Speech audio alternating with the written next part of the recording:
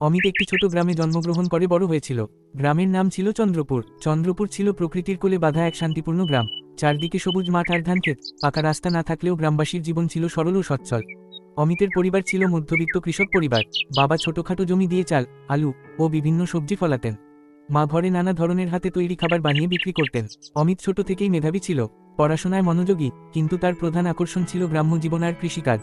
শহরের বড় বড় উচ্চশিক্ষা নিয়ে শহরে গিয়ে বড় অফিসে কাজ করার প্রতি তার বিশেষ আকাঙ্ক্ষা ছিল না। তার ইচ্ছে ছিল গ্রামের জমিতে পরিশ্রম করে সৎভাবে জীবন কাটানো। গ্রামের একমাত্র স্কুলে পড়তে গিয়ে অমিত শিক্ষকদের মন জয় করেছিল। তার সততা আর পরিশ্রম দেখে গ্রামের সবাই তাকে ভালোবাসত। একদিন গ্রামের প্রধান বললেন, তুমি যদি আমাদের গ্রামের উন্নয়নের জন্য কাজ করতে চাও, তবে তুমি অবশ্যই এগিয়ে আসবে।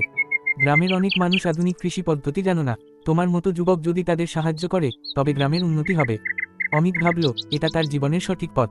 তারপর সে শহরের বিশ্ববিদ্যালয় থেকে কৃষি বিজ্ঞানে ডিপ্লোমা করে গ্রামে ফিরে আসে। গ্রামে এসে অমিত নতুন প্রযুক্তি ও আধুনিক উপায় নিয়ে আসে। সে শিখায় কিভাবে জমিতে বেশি উৎপাদন পাওয়া যায়, কিভাবে পোকামাকড়ের বিরুদ্ধে নিরাপদে লড়াই করতে হয়, কিভাবে সেচ ব্যবস্থা উন্নত করা যায়। গ্রামের কৃষকরা প্রথমে সন্দিহান হলেও পরে অমিতের পরামর্শ মেনে তাদের জীবনযাত্রা অনেক উন্নত হয়।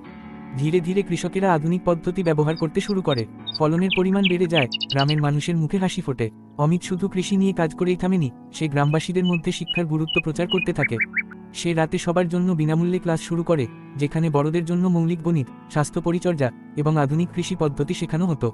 অমিত বলতো, শিক্ষা ছাড়া উন্নতি অসম্ভব।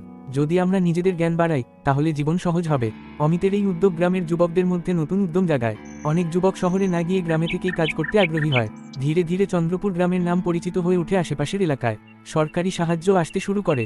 নতুন সেচ পাম্প, রাস্তা নির্মাণ, আধুনিক বীজ বিতরণ সবই সম্ভব হয় অমিতের প্রচেষ্টায়। বছরের পর বছর অমিত নিরলসভাবে কাজ করে যায়। তার সততা, পরিশ্রম আর ভালোবাসায় গ্রাম চন্দ্রপুর বদলে যায়। অমিতের গল্প হয়ে ওঠে অনুপ্রেরণার প্রতীক। আজও গ্রামের বড়রা তার কথা বলেন, যে যুবক নিজের স্বপ্ন ছেড়ে গ্রামের উন্নয়নের জন্য কাজ করল, তার নাম অমিত।